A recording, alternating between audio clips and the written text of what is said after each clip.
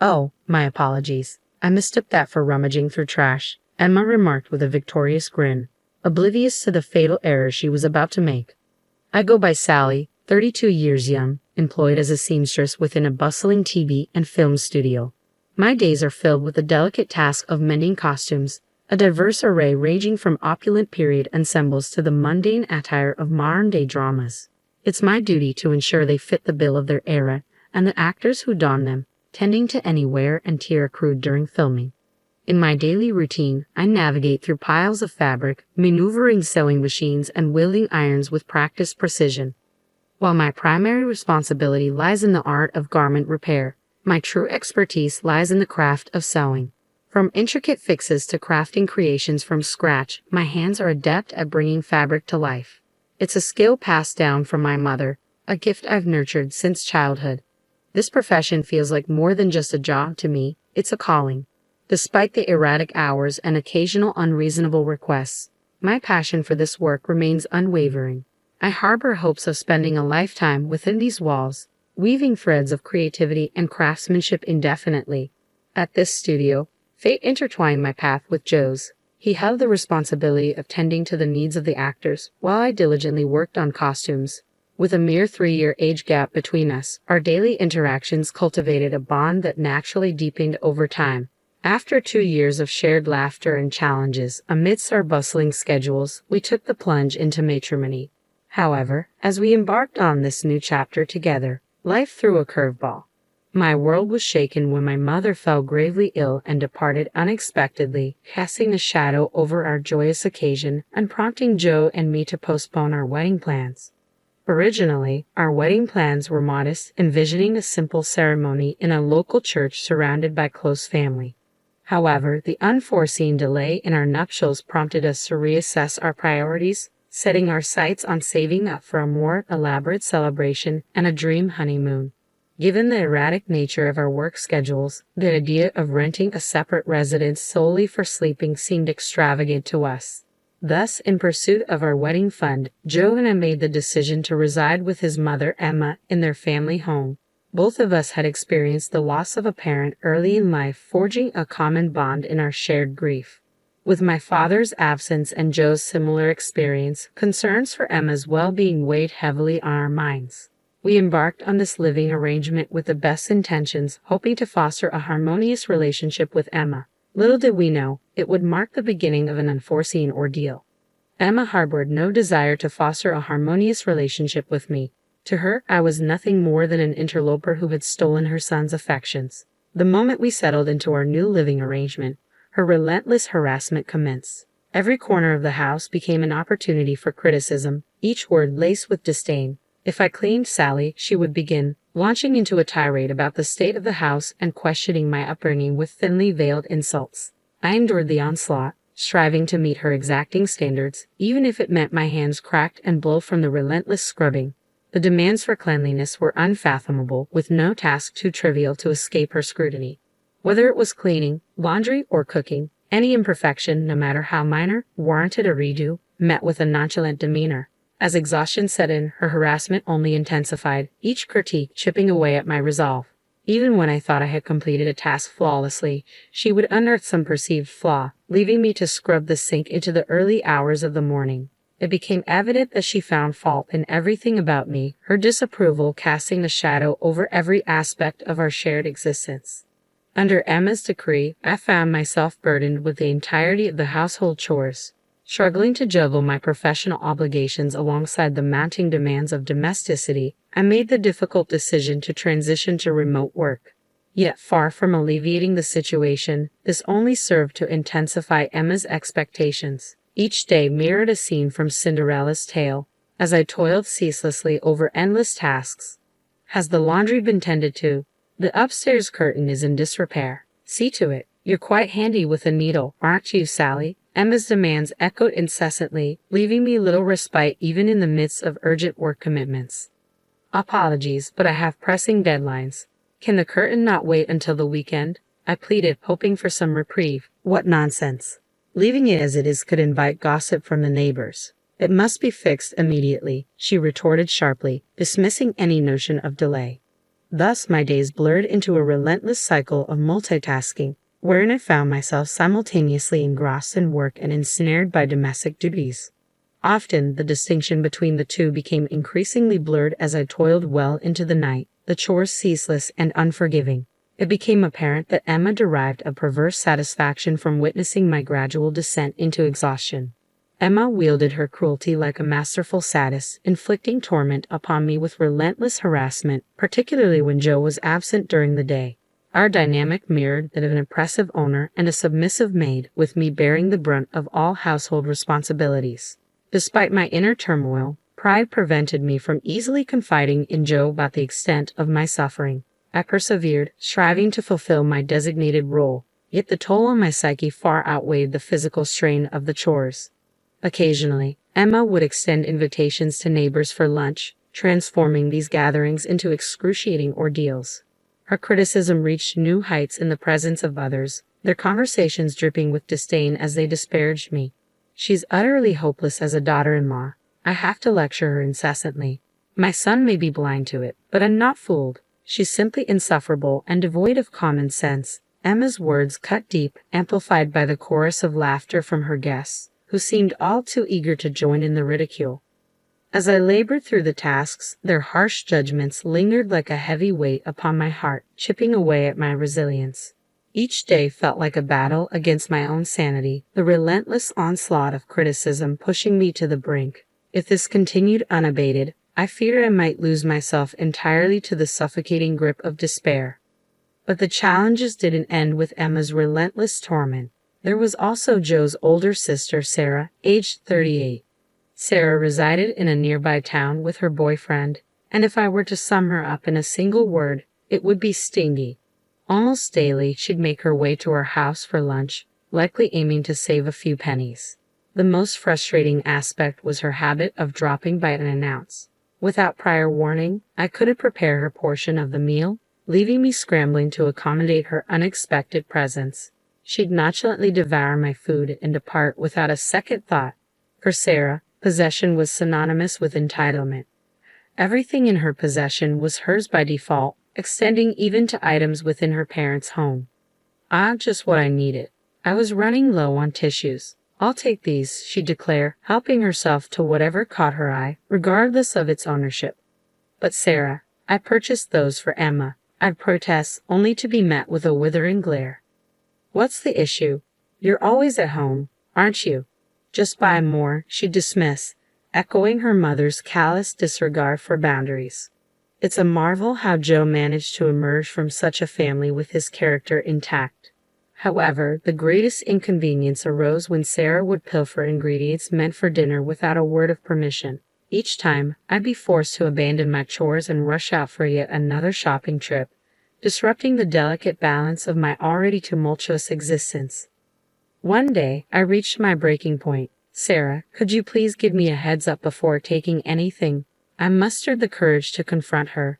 Little did I know, she promptly relayed the incident to Emma. Have you forbidden Sarah from visiting us? Emma interrogated, her accusatory tone slicing through the air. What? No, I never said that, I clarified, taken aback by the accusation. So, you're suggesting Sarah's fabricating stories? Emma's words hung heavy in the tense atmosphere, leaving me trapped between Sarah's deceit and Emma's vindictiveness. Enduring Emma's cruelty alone was a torment, but when compounded with Sarah's falsehoods, the mental strain became unbearable. One day, as I walked past the room where they conversed, their voices carried enough for me to catch their words. It's as if we have our very own maid. Isn't it wonderful? I'm envious. Send her over to my place as well, Sarah remarked, her tone laced with mockery. A maid? Am I not your daughter-in-law? I interjected, unable to contain the hurt and indignation welling within me. Though I had silently accepted the role of a maid, hearing it vocalized pierced me to the core. In that moment, something deep within me snapped. That evening, I mustered the courage to bare my soul to Joe. I've reached my limit. I've endured Emma's torment for as long as I can bear. Please, I need to find a way out of this situation. After a solemn pause, Joe's response was unexpected yet welcomed. All right, we've managed to set aside enough funds. Let's make plans to move out soon. Truly, I'll begin searching for a new place immediately. I exclaimed, tears of relief cascading down my cheeks. Unbeknownst to us, Emma was lingering just beyond the threshold of our room, overhearing our conversation. Little did we realize, this moment would set in motion a series of peculiar events, unraveling in ways we couldn't have foreseen. From that pivotal day forward, the once dreary days began to gleam with newfound hope. I harbored a singular aspiration to craft my own wedding gown, a masterpiece born from my expertise in sewing. Inspired by our conversation, brimming with determination, I wasted no time in placing a substantial order for fabric online. With unwavering resolve, I resolved to channel all my energy into bringing this dream to fruition. That was my newfound purpose, my unwavering commitment. I began crafting the dress in secrecy within the confines of my room, away from the prying eyes of Emma and Sarah. However, one day Sarah, known for her unannounced visits, stumbled upon my work in progress. "What's this? A dress? It's lovely to have something of your own," she remarked, inspecting the fabric with interest. "Sally, I'm tying the knot in 2 months. Could you fashion my dress as well?" she requested, her tone casual yet expectant. "Truly. Well, wrenching seems like a frivolous expense. I aim to keep our wedding costs low, you know. So please," she added, her trademark thriftiness evident in her plea. Although hesitant, I relented, agreeing to undertake the task on the condition that she cover the material expenses. After all, it was quintessential Sarah, always seeking ways to pinch pennies. I began by crafting Sarah's dress, prioritizing her requests over preparations for our own wedding, which was still some time away. Sarah, however, made a curious request. "Keep this between us. Don't mention it to Mom." It became apparent she intended to deceive Emma, pretending to rent the dress while seeking financial aid from her. Whatever she paid me for the materials, she was determined to recoup, showcasing a level of frugality that bordered on impressive. I confided in Joe about the situation, hoping for guidance. His response was unsurprising yet disheartening. Once Sarah sets her mind on something, she rarely wavers. "I know it's a lot to ask, but if you could make the dress for her, it would greatly assist us," he admitted, his tone tinged with resignation. Though burdened by the request, I accepted with a determined smile. "Consider it done. I'll put my best foot forward," I reassured him, steeling myself for the task ahead. The prospect of being compensated for my efforts provided a much-needed source of motivation. I viewed it as an opportunity to refine my skills, all while saving on materials for my own wedding dress. Additionally, there lingered a glimmer of hope that this endeavor might foster a better rapport with Sarah. With this in mind, I dedicated myself to the task of dressmaking, squeezing it in between my household duties and primary job. Even Emma seemed to take notice of my newfound focus, occasionally casting curious glances into my workspace. As Sarah's wedding day rapidly approached, the dress I had been tirelessly crafting neared its completion. Then, unexpectedly, Emma paid a visit to my room wearing a smile. "You've been working diligently again today. Aren't you feeling exhausted?" she inquired, her sudden shift in demeanor leaving me unsettled. "Indeed, a little tired," I admitted cautiously, unsure of her intentions. "I'll brew some coffee. Why don't you take a break?" she suggested, her offer catching me off guard. "Really? That would be appreciated. Thank you," I responded, cautiously accepting her offer. With a reassuring smile, Emma assured me, "No need to thank me. I'll bring it to you shortly." Grateful yet wary of this unexpected act of kindness, I watched as Emma left the room, her humming leaving me with an inexplicable sense of unease. Emma making coffee for me, it was a gesture unprecedented in our tumultuous relationship. Various thoughts raced through my mind, but ultimately, I decided to put aside my concerns and return to my work. As I delicately added the final embellishments of lace to Sarah's dress, a sense of accomplishment washed over me. Despite the garment being intended for Sarah, I couldn't help but infuse it with a touch of my own care and affection. Suddenly, the aroma of coffee filled the air, signaling Emma's unexpected arrival. "Sally, may I come in?" she called through the door. Caught off guard, I hesitated before granting her entry. As she stepped into the room, my eyes widened in disbelief. Emma bore a tray overflowing with cups and saucers, each brimming with coffee. "Emma, wait, this wasn't just for two," I protested, noticing the excessive quantity of beverages. With a clumsy movement, Emma attempted to maneuver further into the room, causing the tray to teeter precariously. In a moment of panic, I reached out to steady her, but it was too late. The tray slipped from her grasp, sending cups crashing to the ground and coffee splattering in every direction. In the ensuing chaos, I stood frozen, my gaze fixated on the ruined dress now adorned with splotches of coffee resembling a peculiar giraffe pattern. A scream escaped my lips involuntarily, echoing the shock and dismay I felt in that moment. As I glanced up, I couldn't help but notice the fleeting smirk on Emma's face. "Oh no, I'm terribly sorry. It was an accident," she offered, her voice tinged with feigned remorse. "Are you all right? Wait, is that a dress? I thought you were rummaging through the trash." Emma's words pierced through me, leaving me speechless and bewildered. The shock of her actions rendered me momentarily speechless, my mind racing to comprehend her motives. Attempting to mask her malicious intent, Emma feigned concern. "Oh dear, you can't possibly wear that for your wedding, can you?" she remarked, her false sympathy thinly veiling her true intentions. It was then that my suspicions solidified into certainties. Emma was deliberately trying to sabotage our wedding, perhaps in a bid to thwart our plans of moving out afterward. But there was no time for anger. With adrenaline coursing through my veins, I darted to the bathroom with the stained dress and towel, frantically attempting to rinse off the coffee before the stain set. Emma's presence loomed in the doorway, her malicious grin fueling my determination to salvage the garment. "Need any assistance?" she offered with a sickening sweetness. "No, I'm perfectly capable," I retorted tersely, my voice tinged with a cold fury born of anger and panic. Just then, Sarah materialized behind Emma, her voice cutting through the tension like a knife. "What's going on? Are you tormenting Sally again?" Sarah's words hung in the air, a stark contrast to Emma's deceitful facade. "No, it's just an unfortunate accident. I accidentally spilled coffee on her dress," Emma replied smoothly, her tone dripping with insincerity. Emma's words dripped with apparent enjoyment, sending a chill down my spine. This was already a dire situation, but what followed was unexpected. "What? Are you serious? That's my dress."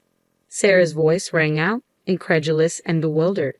Emma stood dumbfounded, her expression a mix of shock and disbelief. "Yours, Sarah? What do you mean? I had her make my dress. What am I going to do?"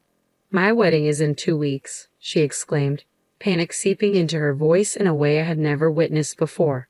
As I continued to scrub the dress, their frantic exchange unfolding before me, a realization dawned upon me. I had never disclosed to anyone that I was making the dress for Sarah. Emma's assumption that it was intended for me suddenly made sense. She wouldn't have purposefully spilled coffee otherwise. If she had known it was for Sarah, there would be no motive for her to ruin it. Joe and I have long harbored plans to escape the oppressive confines of this family home once the wedding is behind us. In Emma's eyes, I've forever been the interloper, the thief cat who dared to snatch away her beloved son. The idea of her son being whisked away by someone she deems a mere maid is unbearable to her. In her mind, sabotaging our wedding seemed like a desperate attempt to anchor her son to home. Such petty and vindictive thoughts birthed her bizarre actions. Sarah's fury erupted like a storm, her accusatory words aimed squarely at Emma. "How could you? Everything is ruined. I can't believe my own mother would sabotage my wedding. I'm truly sorry, Sarah. Please find it in your heart to forgive me. I had no idea it was your dress. You don't think I would intentionally do such a thing, do you?" Emma's voice quivered with genuine remorse as she finally revealed her true feelings. As the heated exchange unfolded, I focused intently on washing the dress, feigning obliviousness to their confrontation. Suddenly, a man's voice cut through the tension, causing everyone to turn in unison. "Oh, Joe, when did you arrive?" Sarah exclaimed, startled by her brother's sudden appearance. "So, that's what happened, Mom," Joe stated calmly, his expression inscrutable. I hadn't even realized he had been silently observing the scene unfold, his arrival timed perfectly amidst the chaos of the argument between his mother and sister. Joe's voice pierced the air, tinged with palpable disappointment. "You watched Sally pour her heart into that dress every single night, only to deliberately ruin it. That's truly despicable." "It's not what you think. This is," Emma began, attempting to defend herself, but Joe's interruption cut her off. "Don't try to make excuses." Joe's voice rose with frustration, causing Emma and Sarah to recoil in surprise. Emma, in particular, seemed stunned by her son's rare display of anger, a stark departure from his usual demeanor. Maintaining his composure, Joe continued, his tone heavy with sadness. I'm deeply disappointed, Mom. Sally endured your mistreatment all this time, hoping that one day you might change. She did it for my sake, because you're my mother. As Joe's words resonated through the room, a surge of emotion welled within me, threatening to spill over as tears. I had once misconstrued Joe's demeanor as indecisive and overly deferential to his mother, but now I witnessed a man steadfast in his determination to defend the woman he loved. Joe's unwavering stance, though perhaps unexpected, ignited a renewed admiration within me, reigniting the flames of my affection for him. Addressing Emma with unwavering resolve, Joe pressed on.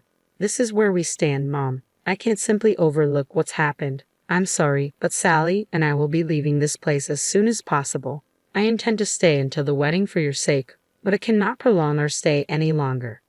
Though it was just a dress this time, who's to say what the future holds? Sally could be in danger next time, and by then, it might be too late.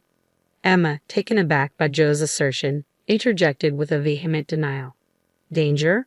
Mom, I would never put her in danger. Joe's voice quivered with restrained anger as he confronted Emma. How could you speak so callously after destroying all of Sally's hard work? While his tone was measured, his frustration was unmistakable. This was his mother, after all, and Joe chose to express his discontent with quiet intensity rather than resorting to aggression.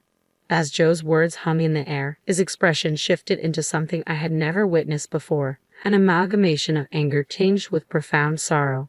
It was a stark departure from the affectionate bond he shared with his mother. Emma, typically quick to retort with sharp words, stood speechless, tears streaming down her cheeks. It was a rare sight to witness Emma, usually so formidable, reduced to tears by her own son's disappointment.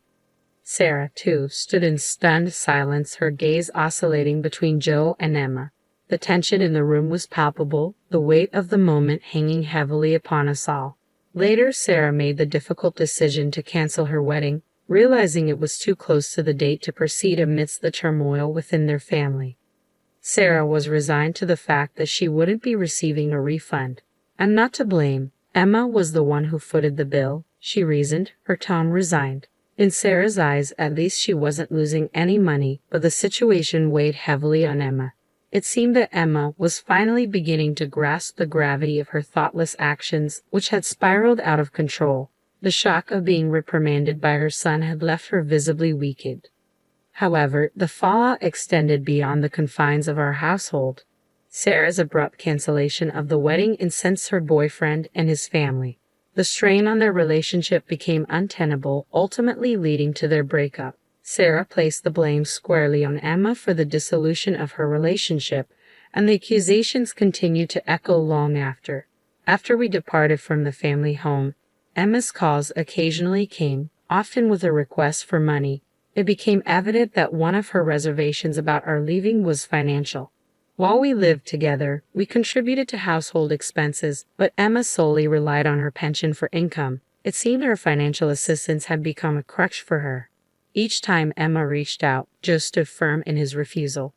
Mom, why not find work? There are opportunities out there. We all need to stand on our own feet. Please let us move forward independently, he urged, his words laced with a sense of responsibility. Despite Emma's pleas to avoid abandonment, Joe remained resolute. His unwavering stance seemed rooted in a deep-seated sense of duty. Eventually, Emma found employment as a janitor, a role that strangely suited her penchant for cleanliness, eliciting a hint of irony. Following her breakup and departure from her previous living arrangement, Sarah returned to reside with Emma. However, she ceased working altogether, relying solely on Emma's part-time income and pension. Upon seeing her again, I couldn't help but notice a striking change. Sarah was nearly unrecognizable, having gained a significant amount of weight. Joe and I have found solace in our new apartment, reveling in the tranquility of our newfound happiness. Gone are the days of snide remarks and sarcastic jabs. Our life together now is a blissful contrast to the dysfunction of our past in that family home. With a date set for our wedding, we've opted for an intimate ceremony, inviting only close friends and colleagues.